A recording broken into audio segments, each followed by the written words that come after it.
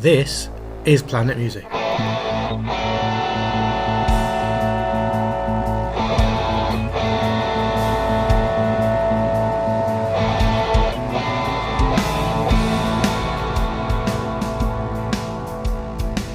From the makers of Planet Marzipan. In a streaming world, we're proud to be a podcast that celebrates the art of the album.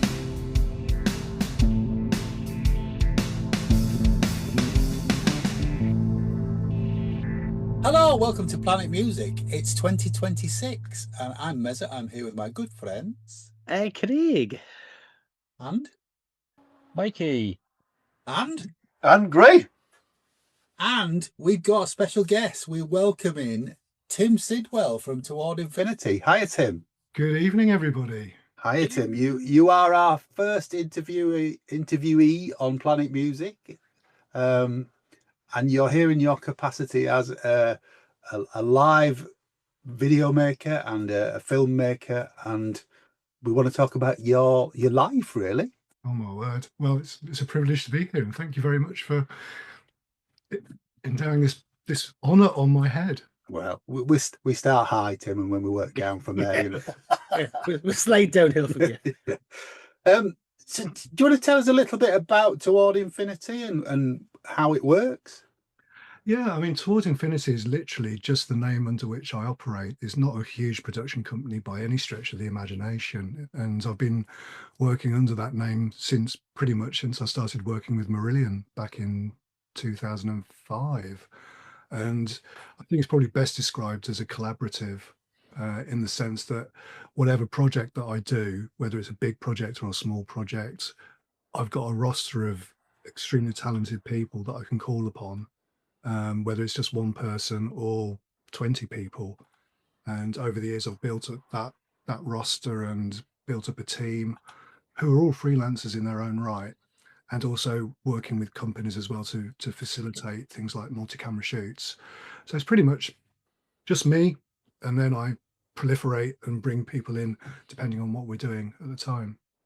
And what's Jeremy's, because you partner in the company is Jeremy Mason, isn't it? What's Jeremy's role? It's not so much a partner, but more my main collaborator over the years. He was introduced to me when we shot in Port Zealand in 2013. And by the time 2015 came around, we were working a lot closer together.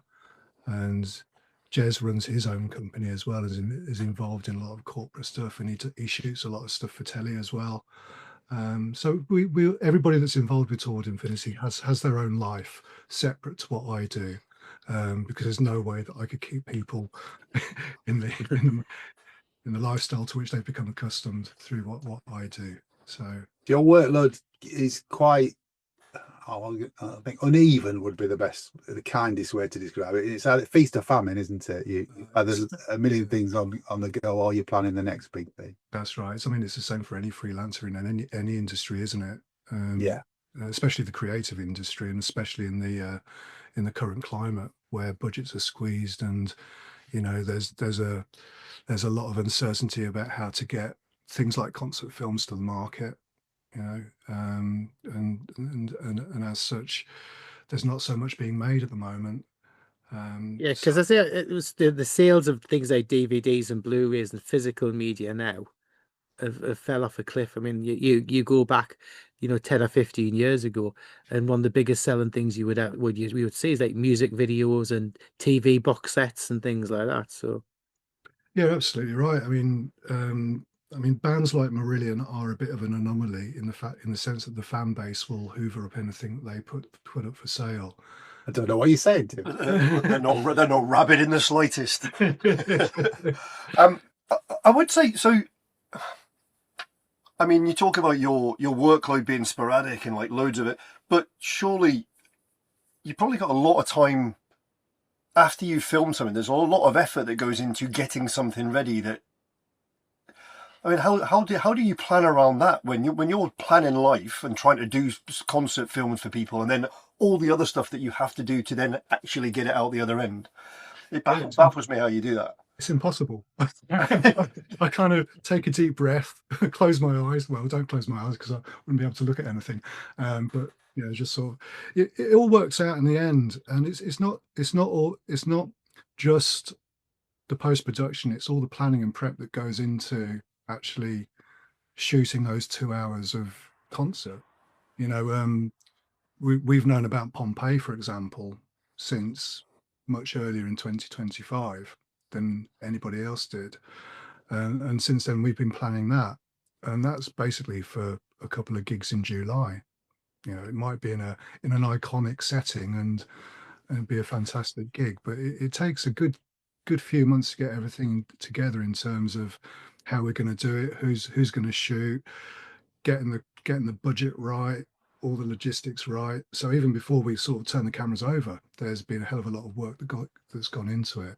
Yeah. And then after the fact, after we've shot the shows, then I mean, it can come together quite quickly, but it can also not come together quite quickly. And a good point in case is we've still not got a schedule for PZ 2025 videos. So the edit for that hasn't even started yet, I'm afraid to say. But that's more driven by the client, isn't it? I mean, there are release patterns, that there are certain things that get in the way. I mean, for example, we filmed Deep Purple's Hydro Arena show in Glasgow at the end of 2022. Yeah. Still not been asked to get that edit together. Right. So these things can get filmed, and for whatever reason, they stay on the shelf and stay there for a long time. Then suddenly somebody might say, "Oh, we need that. We've got a spot in the schedule where it's going to fit." Yeah. Do you want to talk a little bit about some of the names that you've filmed, Tim, over the years? Sure. Yeah. Well, I mean, we all know that Marillion is the main one, and I've got to say that it brings me the most joy, and it's just such an amazing experience every time that we go and work on a Marillion show, because it's like coming home. The crew, Jens, everybody. It's everybody sort of fits together, and it works really well. And really, from Marillion, it's where I've had the opportunity to work with the people that I've worked with over the years. I mean, for example, I'm just preparing to go and shoot at the Royal Albert Hall with Cirque Du Soleil over the next few days. Okay, it's not music, but it's an entertainment brand that everybody knows, and I get to work in the Royal Albert Hall every January. Yeah, which is great. I would imagine that's more demanding than a gig, because there's so much going on. Yeah, I mean, the acts that they've got vary year to year, because the show varies year to year, but you're talking a good mix of stuff that happens on the stage, aerial stuff, the whole setting and everything. The stage changes every year, and yeah, it's a challenge, and not so much a challenge to film it, but in terms of what we have to turn around in terms of content, this is all mainly social media driven. Right. So rather than it being like a long form film, it's filming moments, pulling them all together for short montages for social media, so that they can then use that to sell the show and create an incentive for people to come and buy tickets to see the show while it's still at the venue. So that's going to be my life for the next 2 weeks. So do you make the decisions as to, so for those montages, for the bits that people see, do you film loads and then you make a cut and show it to them, or do they say, right, okay? Yeah, it's definitely that. I'll be the first kind of filter, and then once I put it in front of the client, then they can decide whether or not they like it. 80-90% of the time it sort of flies, but they might be the odd shot that might not work for them, or I might have missed something that they really wanted to get in, but we usually head that all off at the pass before we actually shoot, and I edit, so we know the key moments they want to feature. But I mean, sort of starting with more recent stuff, before Christmas we filmed Howard Jones on brilliant. Where was that? That was at Leicester de Montfort Hall. Oh, brilliant. Yeah, on his 40th anniversary Dream Into Action tour, which is a cracking show. I mean, he wasn't on my radar back in the mid 80s. But to work, I mean, he's such a lovely guy as well. Very, very easy to work with. The show is amazing. I mean, Howard's 70 years old now, but he's still running around the stage and's got an amazing voice. And, you know, and our friend Jens was Like I say, yeah, he uses Jens, doesn't he? Yeah. And Robin Bolt as well as part of the team. Oh, Robin was incredible on guitar. Yeah. He's just got such a laid back and unassuming style, but creates such an amazing noise. You know, it's brilliant, really good. Really enjoyed the show, and it's looking great. Are you still using Nick Beggs for bass? Is he? No, that's somebody else. I can't remember the guy's name. It wasn't Nick though. Definitely not Nick. You can't use. Yeah, because Nick was out with Porcupine Tree, wasn't he? Stephen Wilson. Stephen Wilson, sorry, Porcupine Tree. Yeah. How old am I? I don't know. That's a whole different question, Graham. But we're not interviewing you today. Well, I've also been working with Matt Johnson. Oh yeah, from the. Yeah, and that's not a filming thing. They had a show filmed at Sydney Opera House in the back end of 2024. They had 2 nights filmed, and he'd got all the footage. And I'm currently editing that show together for something that will happen later on this year. So that's been a really, really good one. I mean, again, he's a really great guy to work with, very collaborative, and has got a great vision for what he wants. So it's really nice to work with somebody like that who can sit down and tell me what he wants to see, and then I can kind of work to that brief. And especially when you're using somebody else's footage. Yeah, I was going to say, how is it editing and working with somebody else's footage? Because if it's your own footage, you've got a feel for what was going on, and surely it's a very different experience when it's sort of cold. Yeah, it is, but it's also a really interesting voyage of discovery when you open up the drives and look at all the camera angles and everything that they've done to capture the show. You are restricted by the director's vision, obviously. Yeah. But this isn't the first time I've done something like that. I've done a couple of Alice Cooper gigs where I've edited those from other people's direction and footage, and they've come together really nicely as well. And we filmed Alice Cooper as well at Hammersmith a couple of years ago, and that's another project that's yet to see the light of day.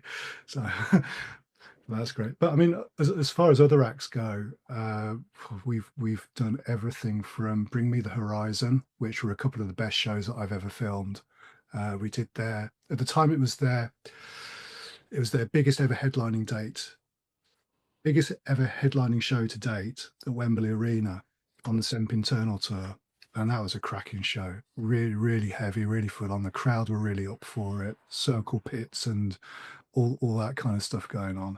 And then we filmed them again in 2016 at Royal Albert Hall when they did the Teenage Cancer Trust show. And they had a full orchestra, and they had Choir Noir, which is where I came across them. And that was an amazing show as well. So we've done them. We've done Bananarama at Hammersmith. One of Maggie's favourites. We've done Steps. Yeah. All at once, apparently, haven't you?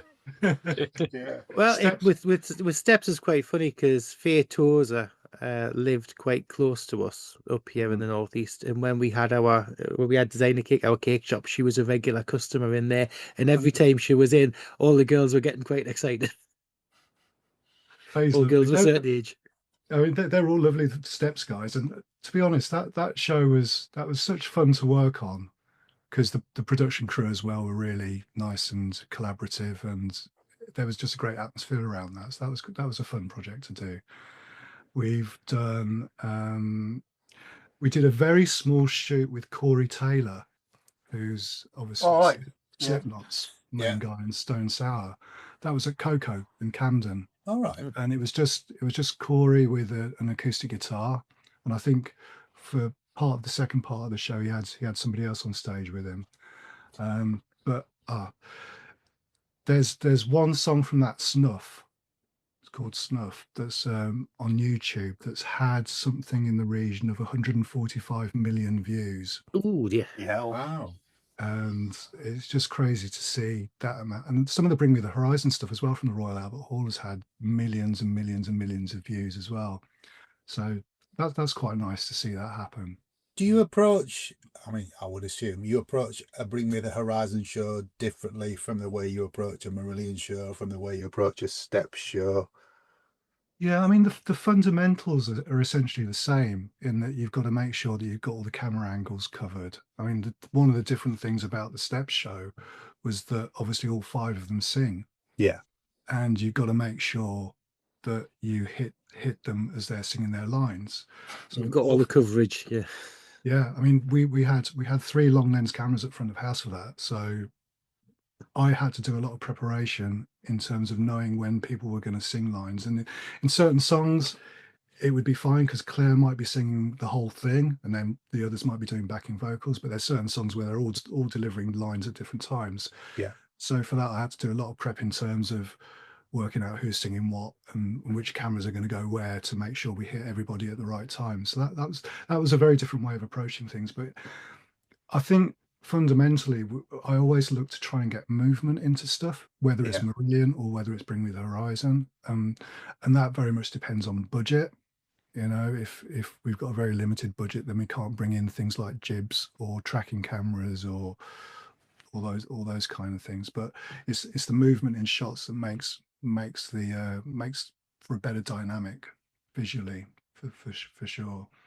I think one of the things that I've noticed about your work, Tim, is there's very often regular shots of the audience enjoying themselves, and it just makes it a very personable experience. I mean, I went to both the last 2 Steps tours, and it just takes you right back. It throws you into the audience again when you see people singing along, and it's not just static shots of the band or whatever. But with that last Steps tour, I was lucky enough to catch it in Newcastle, and it was obviously when COVID was still doing the rounds, and I know Lee contracted COVID, and it was doing its rounds through the production and the crew. So did that cause any problems before you? Because I know he had to step out the last 3 gigs, didn't he? Yeah, he did. With that one, we didn't actually film it. It was filmed by another company, but I was invited to edit because the management wanted me to get, because we'd done the previous one and they really liked what we'd done. They at least wanted me to be involved in the post-production. And you're absolutely right. Lee was down with COVID for the shows that they were filming at the O2 Arena. Yeah. So the guys filmed it in such, well, they could only film it in one way because the band's choreography is such that they're all together all the time, most of the time. So what they had done though is they'd recorded all the IMAG footage that they'd shot from all the other shows. All the footage goes up on the screens in the arena. So I got all of that, and I had to try and edit the O2 show to make it look as though Lee was there using footage from all the other dates on the tour. And for the most part, I think we got away with it quite well. I'm surprised surprised he didn't give Barnes a ring to see if he can get a CGI version of him. Oh, Barnes has been involved in a steps thing. When we did Wembley Arena, the girls sat on some stairs for one of the songs, and on one of the stairs there was this barcode sticker that just completely ruined the vibe. And I was at the stage where I really didn't have time to rotoscope it out or anything, so I chucked it at Barnes and said, "Could you get rid of that barcode in all these shots, please?" And yeah, sure enough, he waved his magic wand, and it's strange how he's never mentioned that. Yeah. Yeah, that was when they did the No More Tears, Enough is Enough on the stairs when they sang together, wasn't it? Yeah, that's right. Yeah. That was a really good show as well. Got loads of photographs from that. Yeah, they put rivaled Kylie's shows. That's for sure. They certainly put a lot. Really good production. Yeah, lots of production. And funny you mentioned Kylie. Their musical director, Steps musical director at the time, and his name escapes me, is Kylie's musical director. So there's a link there. But going back to what you say about audience shots, certainly the way that we like to approach shooting a show is look at several different characters for the film. The first one obviously is the band or the artist on stage and their performance. The second is the production that surrounds them. So there's no point in having an amazing light show and filming the show if you're only going to film close-ups. You need to encompass that in the show as well. The audience certainly is another factor, because you want to see some kinds of reflective emotion. You know, if you're sitting there watching a concert film and you're really getting into it, it's really cool just to see the odd shot of somebody else really feeling the emotion and the vibe of the whole thing. And then the final character is the room. You know, whether it's an arena or the Royal Albert Hall, you know, you've got to give context to where you are, because it really kind of sort of is part of the story of the night. And essentially that's what we're doing. We're documenting every night that we film. You know, we're there to film what's going on, and we don't go in and sort of tell the band what to do or tell lighting what to do or whatever. We're just there to capture what is already an amazing thing. Do you ever make suggestions though? Because I would imagine working with somebody like Jens, who naturally he works with the space. So if you think about what he does on the weekend or what he did at the Royal Albert Hall, where he lights the room, as well as the band, that must make it really easy for you to get that vibe of the space. Do you ever find yourself making suggestions to people like, what about, or is it just you film what they do? Well, you're right. I mean, in terms of lighting, we do need to make sure that they give us enough key light on the band. I mean, we've had a couple of occasions where a lighting director might insist that the lighting is what it is, and there's one in particular at Brixton Academy where we were shooting this band. I won't say who it was for fear of benched. But we were filming them over 2 nights, and the first night they were adamant that it was a dark show, and there wasn't any key light on the band, any spotlights or anything like that. And yeah, they weren't kidding, because they just flooded the whole stage with smoke and haze and lit it with blue and red light. So what that does to a camera is disastrous, and because it just basically bleeds all the color in the viewfinders and on the monitors, and the handheld camera operators who were just looking through a monocular couldn't see what they were filming. So I had to, before the second night, I had to take the lighting director into the gallery and show him the footage from the night before and say, you know, this is what we're filming, because that's what you're giving us, and this is how your work is going to be reflected on screen. You know, so please give us a little bit more light. And yeah, it was a lot better for the second one. Yeah, John, you've got an infamous story, haven't you, which we've told a couple of times around at the David Gilmour gig at the Royal Albert Hall, when you went to the toilets and the camera crew were bitching. Yeah. Oh, yeah. Well, they were saying the lighting wasn't. They felt the lighting wasn't great, and they were. I mean, I was in the loo, and they were obviously nipped the loo in the break, and they were sort of saying, "I'm not really sure how this is going to come out, because it doesn't look that great from where I'm sitting," you know. And these were the camera guys, you know. I mean, and this was the gig with David Bowie as well, wasn't it? Yeah, it all worked. I mean, it's the Remember That Night DVD and Blu-ray, so it all worked out. But you know, to hear those guys concerned is strange. I mean, you've filmed in the Albert Hall a few times now, Tim. Is that your favourite venue so far? No, I have to say it is, totally, because we've done obviously Marillion there, Bring Me the Horizon. We did the Celebrating Jon Lord tribute show. Who was on that? So I was going to speak to you about that. For the first part of the show was all Jon Lord's classical music, so they got an orchestra there for the whole night, so that was all that. And then the second half was the rockier stuff, so it finished with the Deep Purple set. Paul Weller did a song, Bruce Dickinson was there, Glenn Hughes was there, Jeremy Irons turned up at one point. Oh, okay. Recite a poem. Steve Balsamo, is it? Steve Balsamo was there. Mickey Moody, Neil Murray. So it was basically Whitesnake, Deep Purple, plus all the people. I mean, the triumvirate for me are Marillion, Queen, and Deep Purple. And Jon Lord was key. And that concert was fantastic. I mean, that concert was just fantastic. The band I was in at the time, we had the same PR agent as Jon Lord, so I knew he was ill, and was made aware of how things were. So when this came out, I actually went to that show, but I haven't seen the film.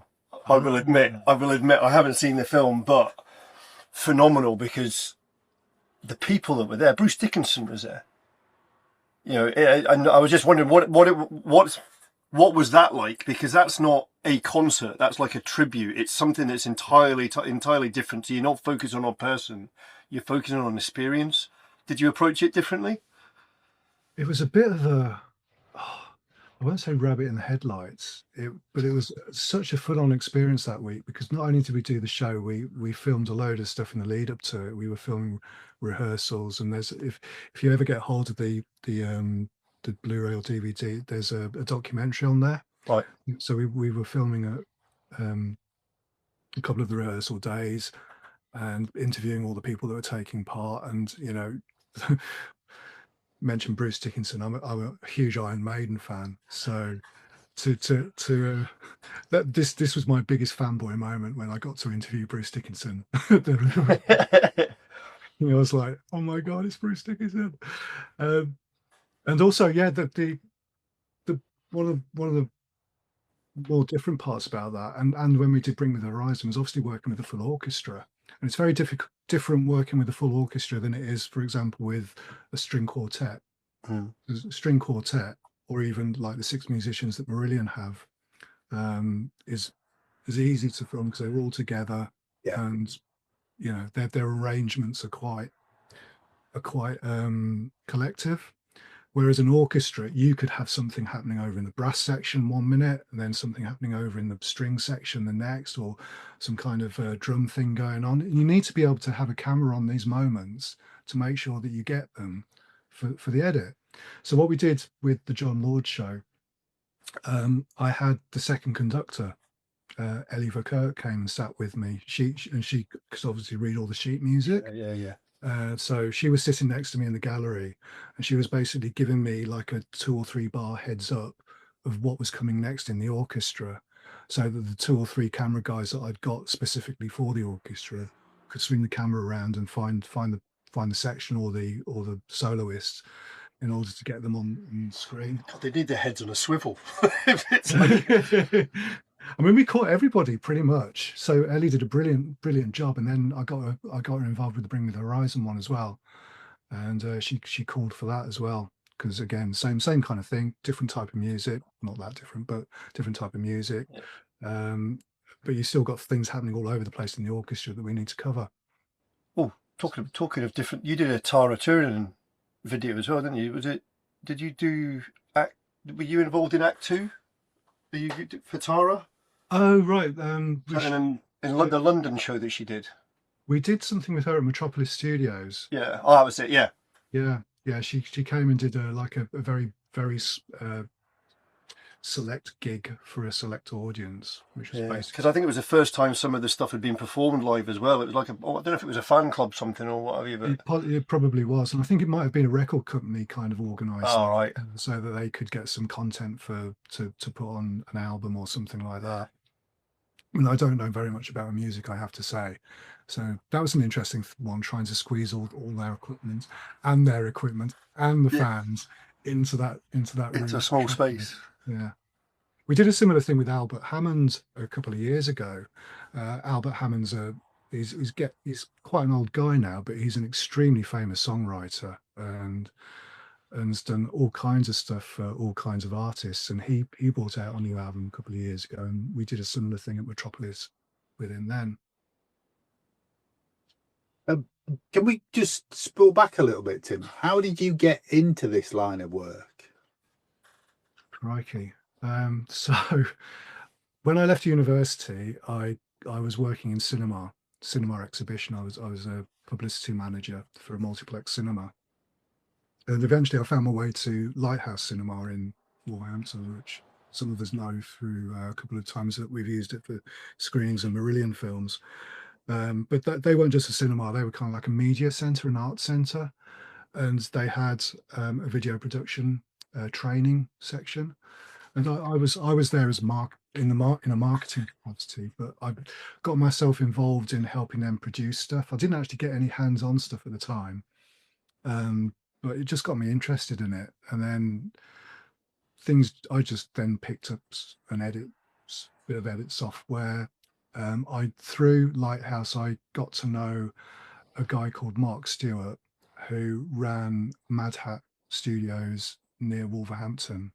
And Mark's worked with Magnum for many years, tour manager, front of house, producer, etc. And through Mark, I obviously got to know Tony and Bob and Magnum and started to do stuff with them.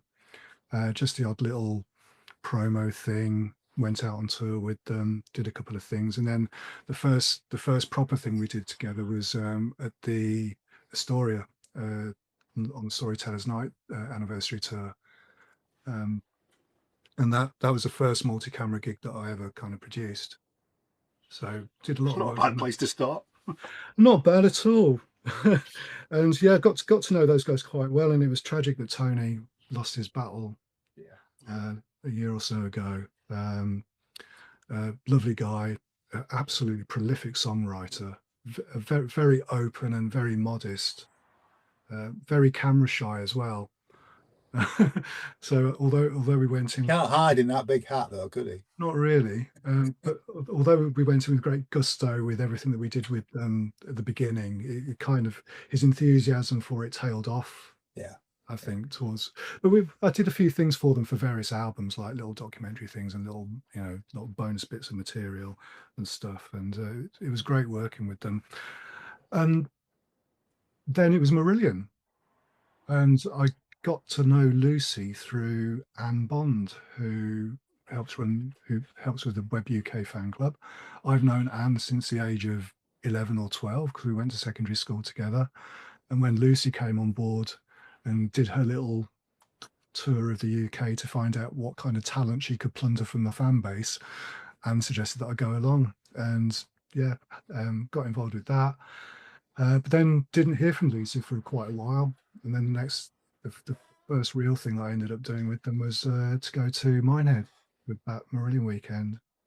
Yeah. So that's how it really started, and for the longest time it was just Marillion and Magnum, until probably around about 2013, 2014, when the other bits and pieces started to come in. And now I've worked with Status Quo as well a couple of times. What have you done with Quo? We did an EPK for an album. I can't remember the name of the album now. We shot that in a studio in London, and they had to go and tell the Pet Shop Boys to turn their music down next door because they were rehearsing for a big show or something, and we were trying to film interviews. All we could hear was boom, boom, boom, boom. So somebody had to go and knock on the door and tell them to pipe down a little bit. And then we filmed one of their last ever nights at the O2 Arena, one of their last ever tour shows. Yeah. So we've done an O2 show with them. Elbow. I'm working with Elbow as well at the moment. Oh yeah. What are you doing with Elbow? So again, that's another Marillion connection, because Phil, who's Elbow's manager, big Marillion fan. Okay.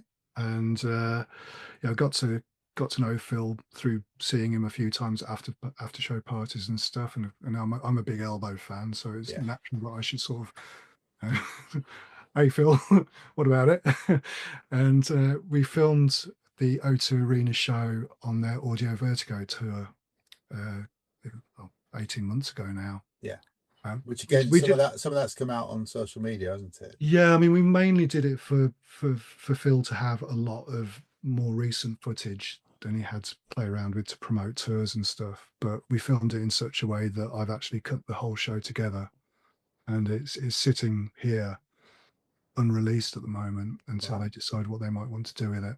Yeah. So, but yeah, I mean, hopefully going forward, there's going to be a bit of work with Elbow coming up as well, which would be an amazing thing to get involved with. Have you got any artists on your? I'll ask you that in a minute. Actually, I just want to bring Anne Bond back up. So we did interview Anne on our other podcast, and she talked about your friendship, but she talked about you used to write poems at school. Very bad poetry. Yeah, well, she didn't say that, but she did say you used to write poems at school. And I really should have given you a heads up. Actually, I wanted you to dig one out, but yeah, no. I mean, Anne talked very fondly about your friendship. You don't want me to dig one of my. Oh, we do. I think the listeners would love that. But yes. No, they wouldn't. How do you sort of can you enjoy a show if you're filming it? Because I know you're a big fan of a number of these bands that we've talked about. Do you have to sort of view it in a different way when you're working on it, or can you actually enjoy what's going on? It's very difficult to really enjoy it. I mean, whereas all you guys and a lot of fans have got very, very fond memories of big shows like Marillion at the Royal Albert Hall or Steps at Wembley Arena. All these times I'm sitting behind the scenes or under the stage in the case of the Royal Albert Hall, and I'm just looking at screens. So it's even the same at Port Zealand, even though I'm not that far away from the actual crowd, because all the noise from the PA is going in the opposite direction. Yeah, I don't really get a sense of the vibe of the whole thing. So all that I can concentrate on is doing my job and making sure that all the camera operators are directed to get everything that I want to see for the edit. And all this is discussed in anticipation of the gig. We have lots of meetings and talk about, you know, how we like to film things and the moments we'd like to capture and all that. So I'm pretty much concentrating on making sure that we hit those marks. Yeah, make sure we capture those moments. So it's very difficult to really enjoy it in the sense of being a fan, but I do enjoy it, because I mean, what a job to have. Absolutely. You know. Yeah. So do we mention you being locked in the Wolverhampton Civic back? It was in 2013 on the record breaking getting the DVD to market overnight. Yeah, I was the only poor bugger in that place for because there was strange noises through the night while you're trying to do your edit. But it must have been about 3:30, 4 o'clock in the morning, and I just, because the room that we'd been given wasn't. It was within earshot of the auditorium, but I could hear this scraping or this sweeping noise. I thought, that's a bit funny. Are the cleaners in early? So I ducked my head out, and the place was in darkness, and there was nobody around. And then it must have been 2 or 3 years later, I heard somebody talk about the Wolverhampton Civic Hall being the most haunted venue in Britain. So I'm glad nobody told me that then. Yeah. I love it.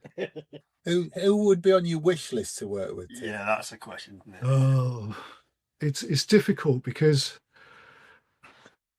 I've worked with a lot of people that I really want to work with, and I'm quite happy with. I'm more than happy with what I suppose you might call the client list. I mean, there's always bands coming through that I would absolutely love the opportunity to point a camera at. I mean, one of my favourite bands at the moment is Wolf Alice. Yeah. I've followed them for the last 10 years, and I've seen them play from small rooms to the big arena tour that they've just done before Christmas. Going to go and see them again at the Royal Albert Hall in March when they do the Teenage Cancer Trust show. And they've got an energy, and their songs are so well crafted, and I just love their music so much that it would be fantastic to get the opportunity to point a camera at them. And I actually did have a meeting with their manager. It must have been 7 years ago now, because I basically stalked their front of house engineer over the course of 2 or 3 gigs, and I ended up persuading him to give my details to their manager, and I ended up having a sit-down meeting with him. But at the time, they just weren't in a position to even contemplate having a full multi-camera concert film done. They probably are now. Do you know if they've recorded this tour then? Well, they had IMAX there, so they had cameras on them for the show. Yeah, but as far as I know, they haven't had it filmed, properly. Yeah. Quite marks. So that's one. There's another female-fronted band that's coming through called Swim School. They're a Glaswegian band, kind of indie shoegaze, fantastic tune. She's got an amazing voice. Their live shows are fantastic as well, but they're only playing really small club-like venues at the moment. Yeah. So I mean, it'd be great to sort of capture a band at that stage of their career. Yeah. And we did that quite recently with Haunt the Woods as well, because we filmed a show they did in a church in London couple of years ago. A couple of things have come up on YouTube for that, and Yeah. I kind of know those guys as well. So it's nice to be able to, hopefully be a good point of contact for them to get in touch with should they need anything like that in the future. And we filmed their set at Port Zealand last year as well. Yeah. So It's quite an interesting point, that, because if you look, so one of the other bands I like is Simple Minds, and there's a lot of documentaries out at the moment, and you look and there's footage from the very, very early gigs, things, all the small venues, all the way through to big arena tours. But nowadays, it must be so much. I mean, obviously, you get the venues have their own cameras in place that do a single shot that's really grainy and horrible and what have you. But to get stuff done in the earlier stages of a career now must be quite difficult if you wanted to get it done well.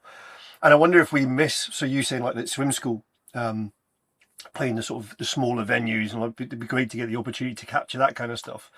I think it'd be great for bands to have an opportunity to get that kind of stuff done, but the cost must be prohibitive, really. But for bands of that size, and for bands of a lot bigger size, it's quite prohibitive, because camera operators go out at a certain rate, and if you need 10 of them to film a show, it soon adds up. And decent camera, top end camera equipment that you need to create, broadcast ready stuff isn't cheap either. I mean, there are production designs that can create a solution for bands of that size. And I suppose people like me, if I want to get involved in a passion project where I'm not too bothered about, any financial return from it, but just to sort of get in on the ground level with bands that might potentially, sort of go stratospheric one day, it's certainly something to bear in mind. But you're right, I mean, Swim School, for example, they're being touted as the ones to watch in the coming year. They released their debut album at the end of last year, and they've been around for a couple of years. But yeah, they're doing it the old-fashioned way. They're not relying on TikTok hype or No, it's gigs, isn't it? Or they're gigging. They're gigging hard, and they're building up followings in different places, and real tangible people who come to shows rather than views on the YouTube channel. Rather than likes and ticks. Exactly, yeah. You go back to the 70s and 80s and stuff. I mean, you had things like Old Grey Whistle Test. You had also things like, the Tube and the Roxy, and they had, and even go back to like Rocksteady on Channel 4. Yeah.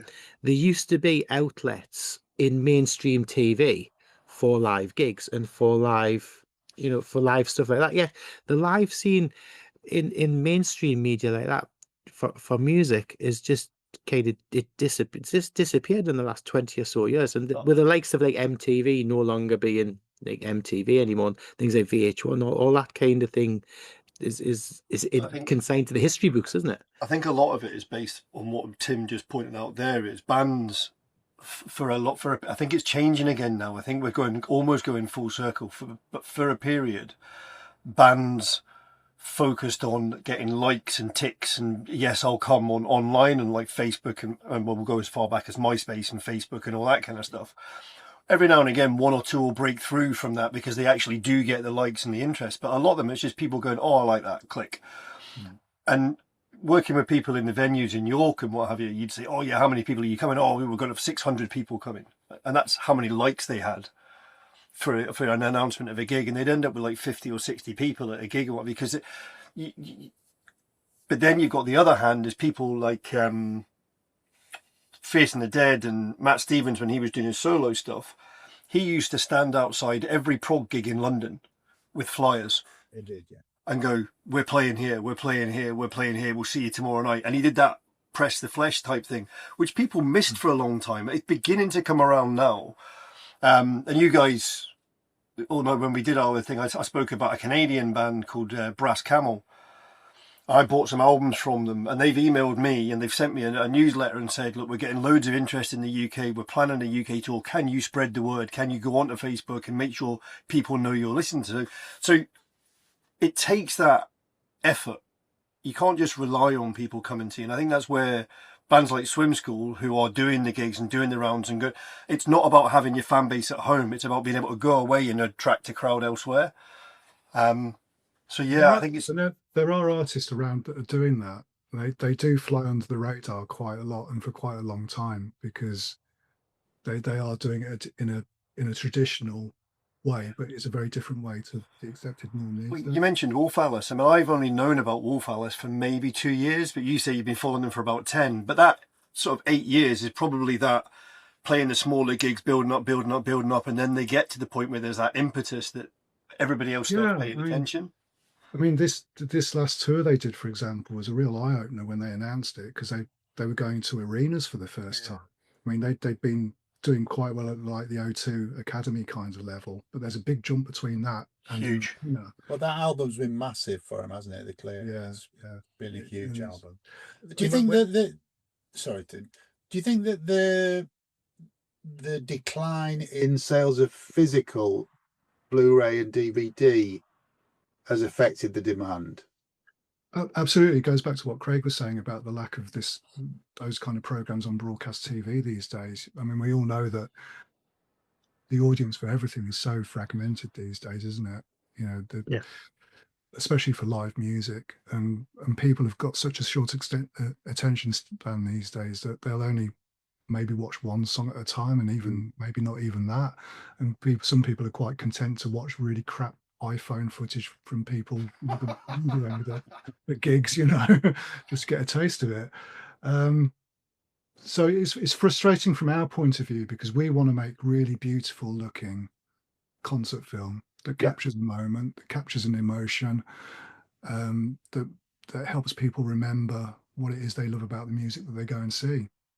I mean, I'm the wrong demographic to be on YouTube all the time, but I have all of a sudden latched onto that. I was watching a fantastically filmed gig from December 25 in 4K on YouTube of an American stoner band called Goose.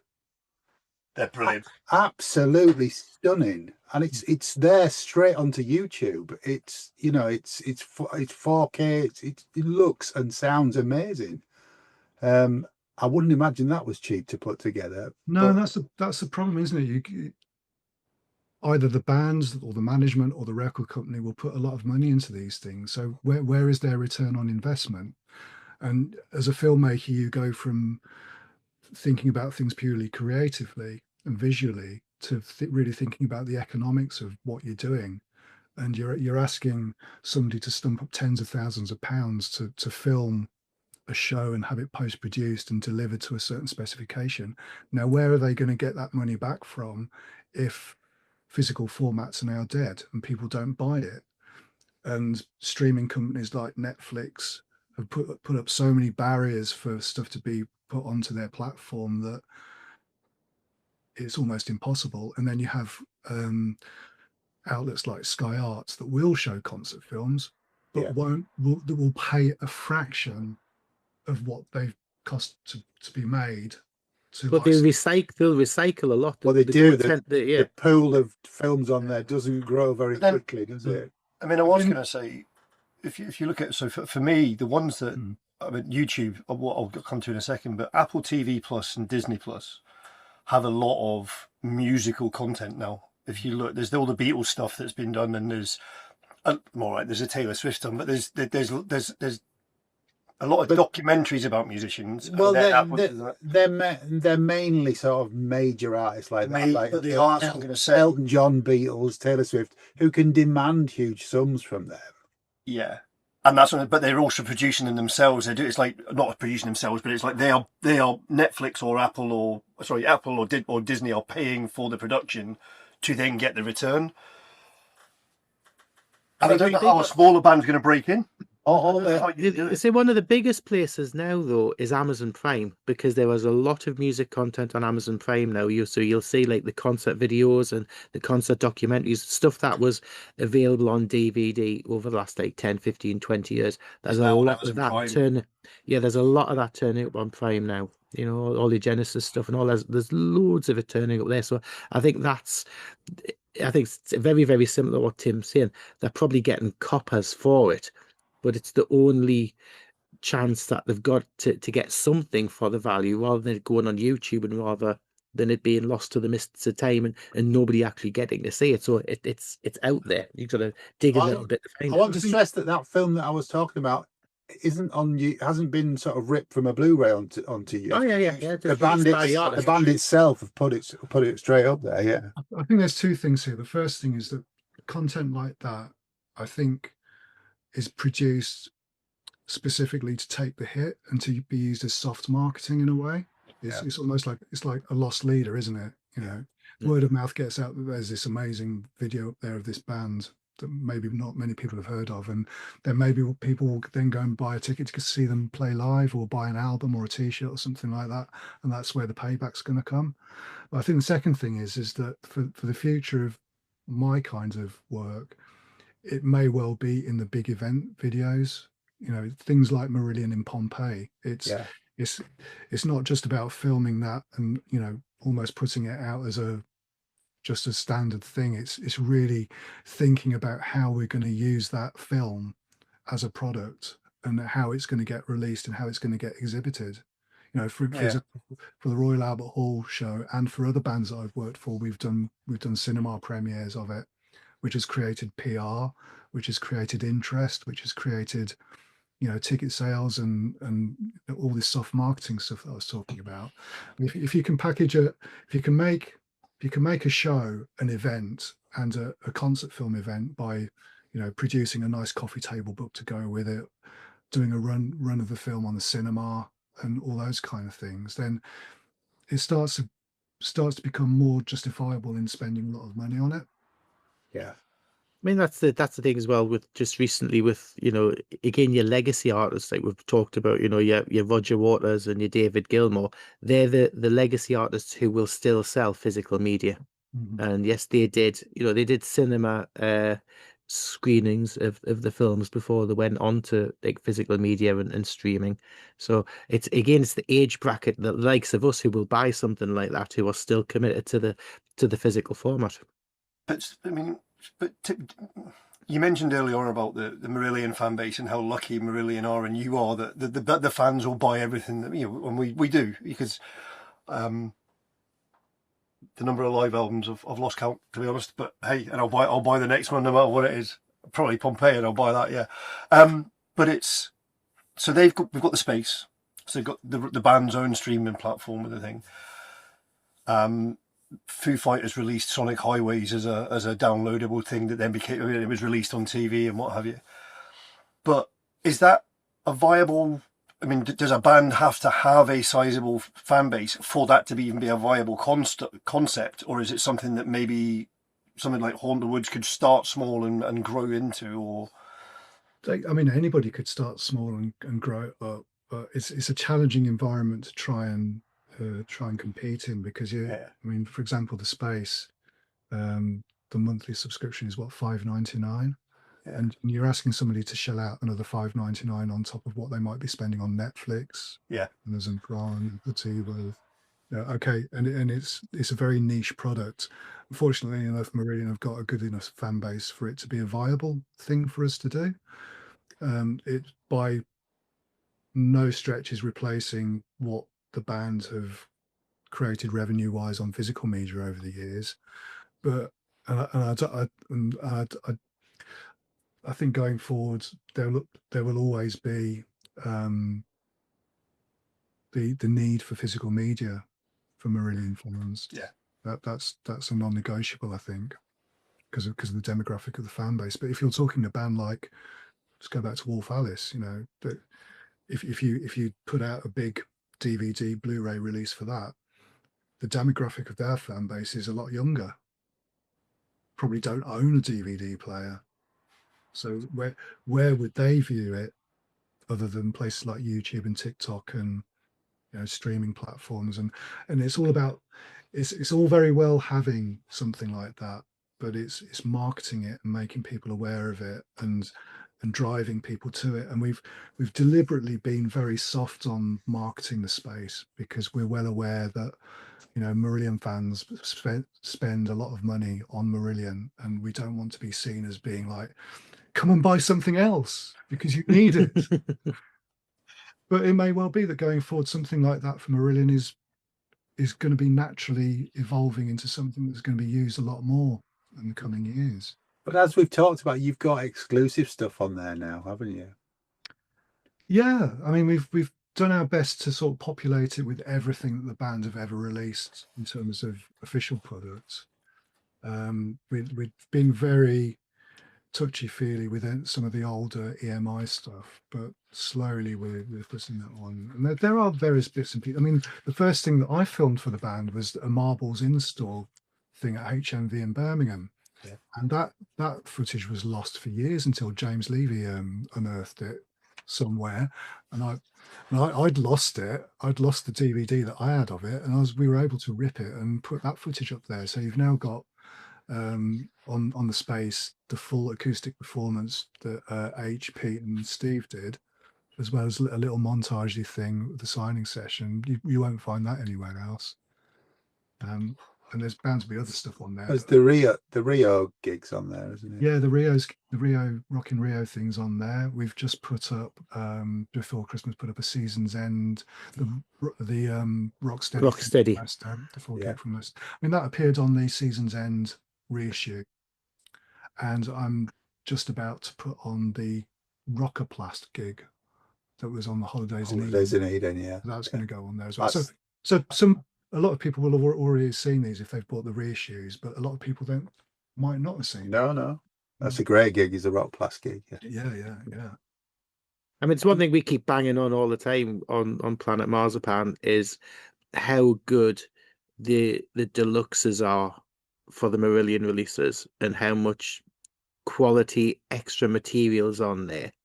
And apart from all the concert video stuff that you shoot, you do some absolutely brilliant documentaries and interviews with the artists and with like background people and stuff like that, and you really manage to capture the personalities and have a good crack with people. But after the first deluxe release, the first thing I watched on all the others that have been released is the documentary, just straight to it, because they've been brilliant. That's really good to hear. We've had a lot of fun doing them, and the formats kind of varied from the round table thing we did with Fish for Misplaced Childhood and with Chris Kimsey to what you'll see on the .com documentary. I've certainly cut my teeth a lot more on documentary filmmaking as these kind of things have gone by, and it's something that I really enjoy doing because I mean my degree is in history and politics. It's nothing to do with video production or filmmaking or anything like that. But what that gave me was a good sense of how to research something and to draw in all your bits of research to create a story. And at the end of the day, whether you're filming a concert or making a documentary or whatever, the story of that event or that era or whatever is the most important thing. And it's really satisfying to pull something together that does tell the story and sort of leaves you with a. I mean, I think at the end of each of the documentaries that we've done recently, we don't leave it on a cliffhanger, but we leave it on a moment where there's something else going to happen in the next one. So when we come around to do Anarachnophobia, we can pick up the story that's been started in .com because we've in the .com documentary. No spoilers, but Lucy's name's mentioned. And it's between those two albums that she comes on board, and then things start to get really, really interesting. So, and there's always, I mean, the audience that's going to watch that will know a lot of things about the band, but you always get something new in the documentary. We always see something that we didn't know of, or find out some tidbits, or even just some silly story. They're so well done, Tim. They really are. I think it's a testament to the fact that we've all worked together for so long, and although we're sticking a camera in the band's faces every time we do this, I like to think that they kind of forget that they're there, and we can just have a good old chat about it. And I always joke, and you've heard me say this before, that for a lot of the albums they always sit down and say, I don't remember a blooming thing. Yeah, that's always how it starts, isn't it? And we've been interviewing them individually for these things for a while now, rather than having them all together as a group, and there's benefits from doing it both ways, but if we do them individually, and then I always end up with at least 4 hours of interview footage of stuff that they can't remember, that I have to then sort of trawl my way through to try and make sense of everything they've said and try and piece it together in some kind of coherent fashion. I've always found it really strange that, you know, somebody like Queen, when their reissues have been done, they aren't a tenth as good as what the Marillion ones are with content. You know, there's no documentaries. There's no. Yes, the Queen have done documentaries way back where, you know, like the Magic Years and things and stuff like that. But there's no cohesive, like, album by album project. And you would think, I mean, I know they're Universal, But I think with Parlophone anymore, but with Queen, they had they had Doro, who they kind of trusted to do that, and I don't think they're around anymore. And I think it's because Toward Infinity and Tim have got this relationship with Marillion. That's why we're still getting this. If Brian and Roger had somebody that they trusted like that, we might see more of that. But I also think with Queen that their quality control is ridiculous at times. The stuff that's in the vaults that we'll never hear, that the fans would love to hear, because they just don't think it's up to standard. I think what we've done with Marillion, I mean, we've now done every album up until .com, with the exception of Radiation. Yeah. Which needs to be done. Which needs to be done. God knows what they're going to say when. I mean, because those three albums, This Strange Engine, Radiation, and .com, happen so closely together. Yeah. I almost feel that I've squeezed everything out of them that I can for This Strange Engine, and Radiation is going to be a bit of a. What on earth are we going to do for that? Yeah. Just talk about Mark's tattoo on his head, that on the pictures, yeah. And the trip to Wales. Yeah. I haven't worked it out, but can you imagine the duration of film that we've done in terms of documentaries over those albums? Yeah. So there's a lot of material there. And I mean, Iron Maiden did a similar thing, didn't they, with the and they did a series of documentaries which are really quite interesting. Yeah. I was going to ask you, Tim, what's, you know, because of what you do, what would be your favourite concert films, and what would be your favourite music documentaries that I've done? No. You watch. That you've watched. Okay, so I mean, one of my favourite concert films is Live After Death. All right. Yeah. Iron Maiden. It was. I remember getting that when I was like 15 years old, and really, I was a huge Iron Maiden fan at the time, and I watched it and I thought, oh God, I would love to be involved in making something like that. And then I seemed to park that idea for about, I don't know, 15 years before I actually started. Well, you came back to it. That's the important thing, isn't it? I mean, documentary-wise, the Coldplay documentary, Head Full of Dreams. That's really good. Yeah, it's really good. Really, really good. It's just such a, and that's a great example of a band that films stuff from the very, very early days that they sit on and don't use until such a time as they're stratospheric. And one of the best bits in that is where Chris says the Aka, the Coldplay, will be famous in a time scale, doesn't he? And 2 years later, they're playing the last cut to the pyramid stage. Yeah, it's brilliant. Did you like Flight 666? I did, yeah. That's fantastic. I was blown away when that came out. I thought it was like, because it was made by the guy. Was it not made by the guy that did the Headbanger's Journey or the heavy metal documentary? So, yeah. He'd done something previously, wasn't it? And they some heavy metal documentary, and they liked what he'd done because he was a fan of the music. Yeah, and I think that's. I don't know if you think it. I mean, but if you like what you're doing, listening to that style, and you understand the music, it must make it easier for you to try and get the angles and understand where the fans are coming from. Yeah. And the funny thing is, now you mention it, that whoever I've worked for, even if I go into it thinking, oh, crikey, Steps, really? At the end of the project, I'm like their biggest fan. Because I sit here editing and hearing the songs over and over and over again, and you get to have an appreciation, whatever genre of music that you're working with, you get to having an appreciation of the artistry and the thought and care that's gone into writing the material and performing the material, and all the people that you come across, everybody that works on any crew, any lighting designer, no matter whether they're working for Bananarama or they're working for Status Quo or Marillion or Deep Purple, they are absolutely passionate about what they do, and who they do it for.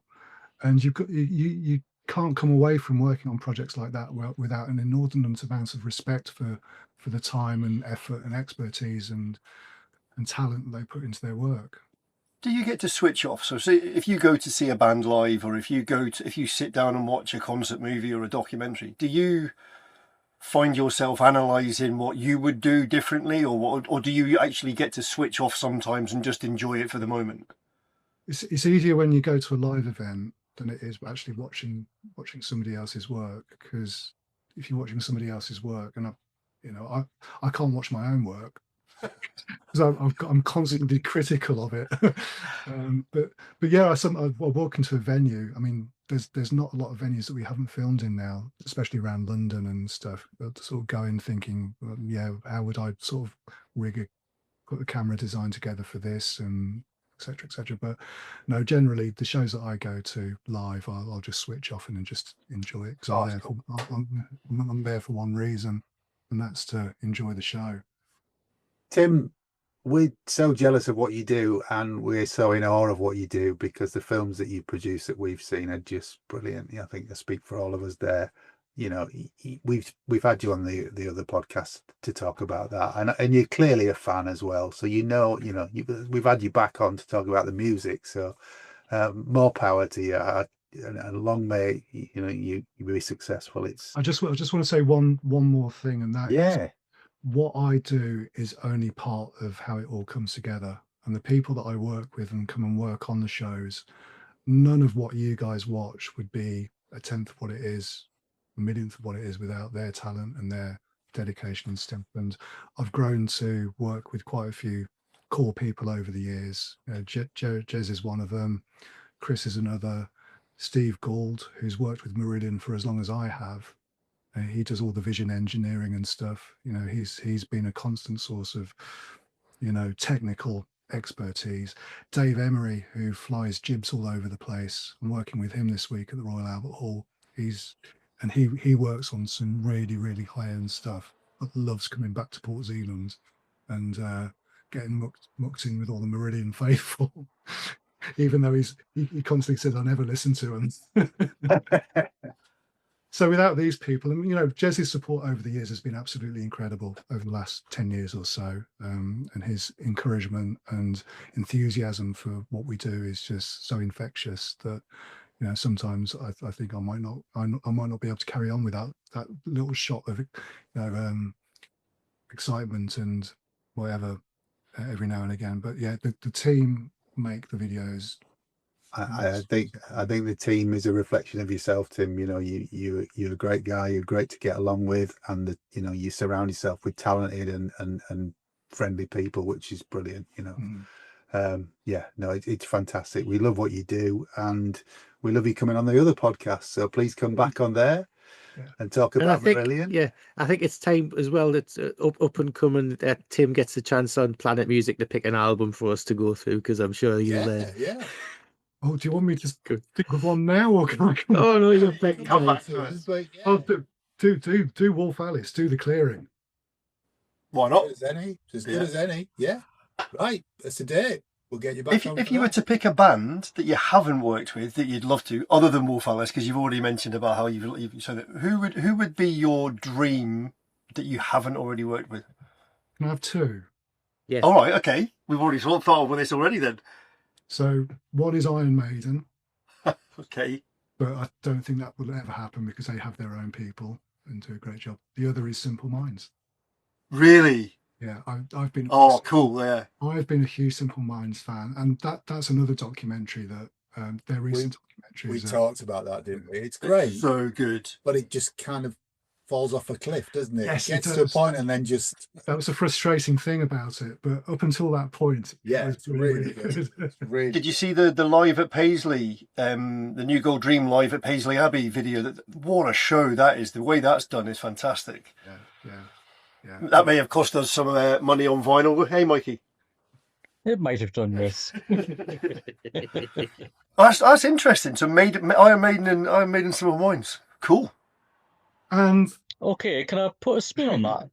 Yeah. If you had a time machine and you Oh, could go back to a band that either no longer exists or a gig, like a event eclipsing gig that you could have filmed, where would you go? Oh, I'd have to say the Beatles. I mean, come on. In terms of a band, in terms of an event and a gig, I don't know. There's so many, aren't there, that I can't think of one off the top of my head. But just watching all the Beatles content that's coming up on Disney Plus, all the anthology stuff again, and to get back stuff, it's just they're one of my favorite bands. So yeah, brilliant Beatles. Yeah. cool. Okay, what a great place to end. Back when it all started with the Beatles. Thank you very much for your time this evening, Tim. It's been great to talk to you. I hope you've enjoyed that. Thanks for having me. No, you are our Anytime, first mate. guest on Planet Music. So, as we say, it's all downhill from here. But I just want to thank Tim Sidwell. Thanks, guys. Thank you, Tim. And thank you, Graham. Cheers. It's been a pleasure as always. Cheers. And Mikey. Thanks again, guys, and thank you, Tim, for coming along. And Craig. Cheers, Tim. You know we love you, mate. Yeah. All that remains to be said is it's good night from me. And it's good night from him. Take care. And usual, stay alive. Hey.